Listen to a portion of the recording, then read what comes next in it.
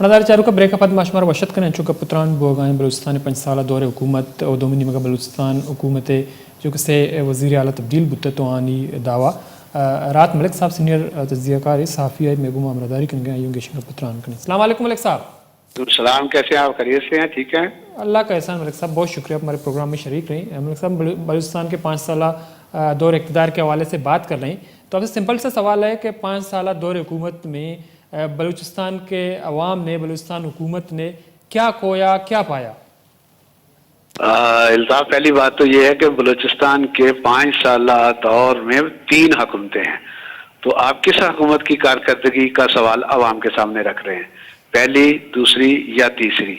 اور اگر ہم 5 سال کی مجموعی حکومتی بلوچستان حکومت کی مجموعی کارکردگی کو جمع کر لیں تو پھر بھی اسے 2.25 پہ تقسیم کیا جائے گا، تو جس کے حصے میں جو آئے گا وہ شمار کر لیا جائے.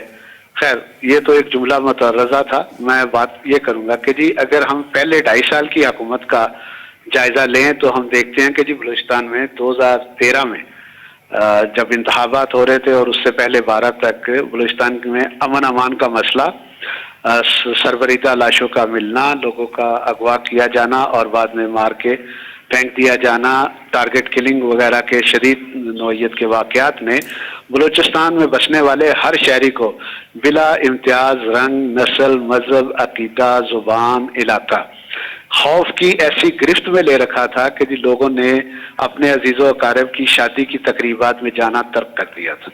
لیکن پھر یہ ہوا کہ جی جو پہلی حکومت بنی اور جس کو سربراہی ڈاکٹر عبدالمالک بلوچ کر رہے تھے، اس نے فوج کے ادارے کے ساتھ مل کے، law and order force enforcement کے ساتھ مل کے ایک ایسا میکنزم تشکیل دیا جس کے نتیجے میں امن امان میں بہتری آئی. نہ صرف یہ کہ بہتری آئی بلکہ عوامی سطح پر اور خود عسکری اداروں میں بھی ایک اطمینان بخش تاثر ابھرا کہ جی معاملات بہتری کی طرف چلے گئے.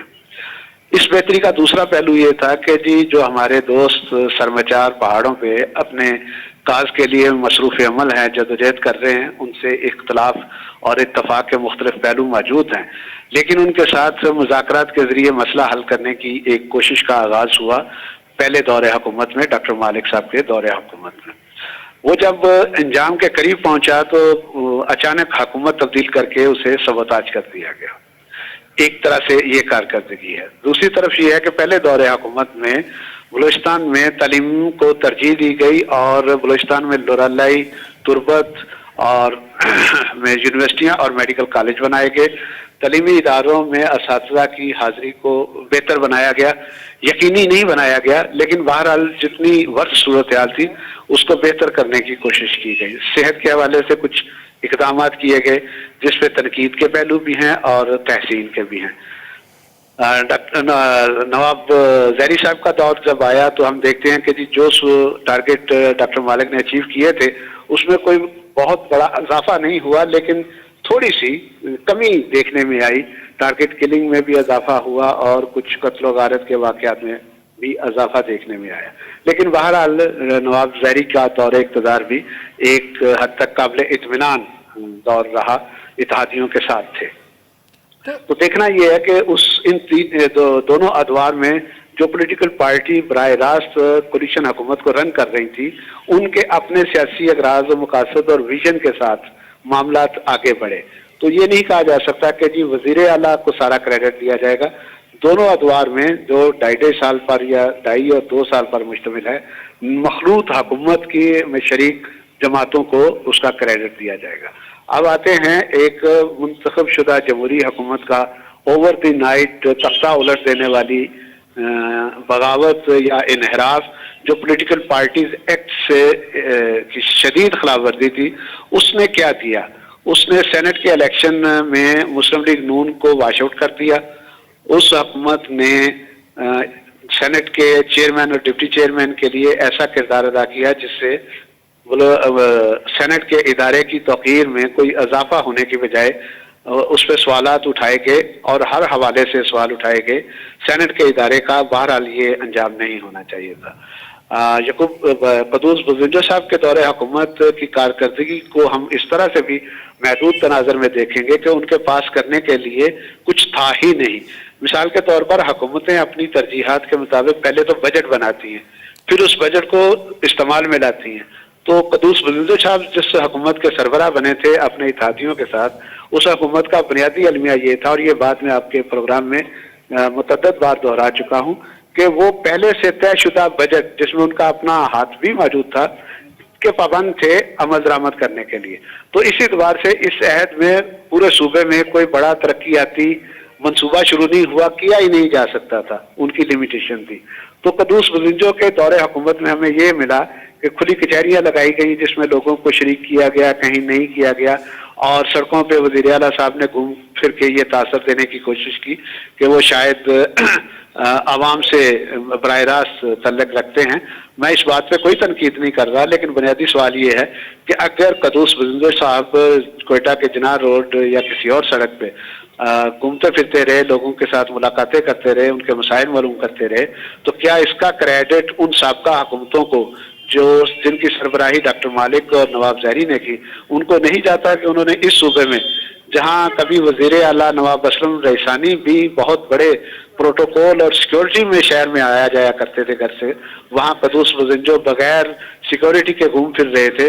تو امن امان کی اس صورتحال میں قدوس بزنجو صاحب کو جو کریڈٹ جاتا ہے، میرا خیال ہے کہ اس سے زیادہ ڈاکٹر عبد المالک اور نواب زہری کی حکومت کو جاتا ہے کہ انہوں نے ایسے اقدامات کیے جس میں قدوس بزنجو صاحب بطور وزیر اعلیٰ صوبائی دارالحکومت کی مختلف شاہراہوں پر گھوم پھر کر لوگوں کو ملتے رہے اور ایک لولی پاپ دیتے رہے. میں اس لفظ کے لیے معذرت خواہ ہوں، لیکن حقیقت یہی ہے کہ ملک صاحب معذرت، میں آپ کی بات کاٹ رہا ہوں. تو چونکہ قدوس بزنجو کے پاس وقت کم تھا، تو 2 سال ثناء اللہ زہری صاحب کے پاس اور ڈاکٹر مالک صاحب کے پاس جو ہے 2.5 سال کا دور حکومت تھا. تو بنیادی طور پر اب کیا سمجھتے ہیں کہ اگر ہم موازنہ کریں ڈاکٹر مالک صاحب اور زہری صاحب کو، تو کس کی حکومت یا کس کی کارکردگی قدر بہتر رہی؟ تو ڈاکٹر مالک صاحب کا جیسا کہ آپ نے ذکر کیا، کچھ یونیورسٹیز بنائے، کچھ بھرتیاں ہوئی شعبہ تعلیم میں، کس کی کارکردگی جو ہے قدر بہتر رہی ان دونوں وزرائے اعلیٰ کے درمیان؟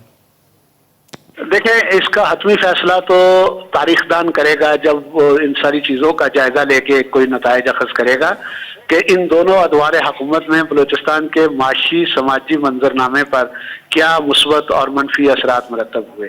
اس وقت تک تو ہم جائزہ لیتے ہوئے کچھ منصوبوں کا حوالہ دے سکتے ہیں کہ فلاں فلاں کام کیے گئے، اور اس میں نے جیسے پہلے عرض کیا نئی یونیورسٹیاں اور میڈیکل کالج اور دیگر تعلیمی اداروں میں اصلاحات اور ان کی حاضریوں کا میں اضافہ، طلباء اور اساتذہ سمیت تعلیمی اداروں کی فعالیت. آپ بہت اچھی طرح جانتے ہیں کہ 2012-13 تک کے بلوچستان کے کوئٹہ شہر کو چھوڑ کے باقی تمام بلوچ علاقوں کے تعلیمی ادارے کم و بیش اپنی سرگرمیاں معطل کر چکے تھے، سرکاری دفاتر بند ہو چکے تھے. تو اس دور کو کریڈٹ دیا جائے گا کہ جب یہ دونوں برسر اقتدار آئے، ڈاکٹر مالک اور بعد میں نواب زہری صاحب، تو پھر یہ صورتحال 180 کی ڈگری پر گھومنا شروع ہوئی. وہ اپنے منطقی انجام کو پہنچی یا نہیں، یہ ڈیبیٹیبل کویسچن ہے، لیکن بہرحال یہ ایسے بنیادی کام ہے جن کے اثرات ان کے عہد حکومت میں عوام پر براہ راست نہیں پڑے، لیکن وقت گزرنے کے ساتھ ہم دیکھیں گے کہ ان اقدامات کے اثرات بلوچستان کے تعلیمی، سماجی، معاشی منظرنامے پر بہت واضح ہوں گے.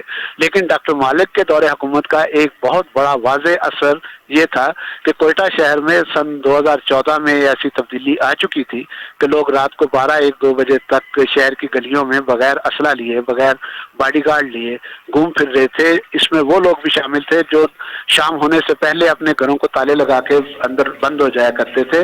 وہ کمزور لوگ بھی اور طاقتور لوگ بھی جو 2013 تک گھروں تک مقید ہو چکے تھے، 2014 میں آزادانہ سماجی سرگرمیوں میں شریک ہو رہے تھے.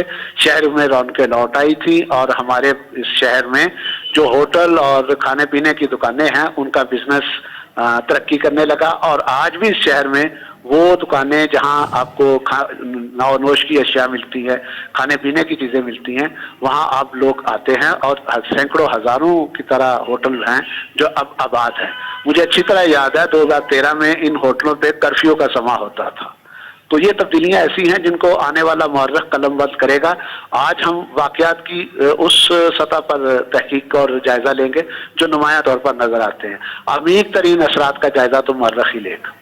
ٹھیک ہے، بہت بہت شکریہ جناب راحت ملک صاحب، ٹائم نکالا ہمارے پروگرام میں شریک رہے. مناظر چاروں کا راحت ملک صاحب سینئر تجزیہ کار بیگوں کا پتران کنا گوشہ ہمیشہ کہ آؤ کہ مدنا تاریخ دانی فیصلہ کنا کہ کئی کارکردگی بہتر بودتا بھلے اگاں مجموعی طورہ چارک بھی تو موجودہ دور حکومت چونکہ اختتام پذیر بودتا تو نوا سابق حکومت گوشک بو گئیں تو یہ 5 سال پورا کوتا ہے جمہوری عمل ہی پورا کوتا بھلے ملک کے واسطے چی تبدیلیت کا یہ میں درستانی دیما امن و امان صورتحال بھی صحت بھی تعلیم بھی دیگر شعبہ اچھی کارکردگی پیش دارک نبوتا. تو ڈاکٹر مالک صاحب 2.5 سالہ دور حکومت ودی کے چارک بھی تو کم و ہمیشہ قدر بہتری امن و امان حوالہ تعلیمی حوالہ تو بعضیں یونیورسٹیز یا کالجز یا بعضیں کالج کے استعمال اپگریڈ کنک تمہیں بعضیں سب کیمپسان یونیورسٹی درجہ دیا بوتا تو چیزیں اساتذہ کے ہستے ہیں میرٹ بنیادہ بھرتی کنک بوتگا بھلے ودی کے ثناء اللہ صاحب یا زہری صاحب حکومت کے تو آؤدہ امن و امان صورتحال سخت باز گمبھیر ہیں. دو مزنی واقعہ چونکہ دیما کہاں یا کہ وکیلان سراج تگستے اور دو منیمگا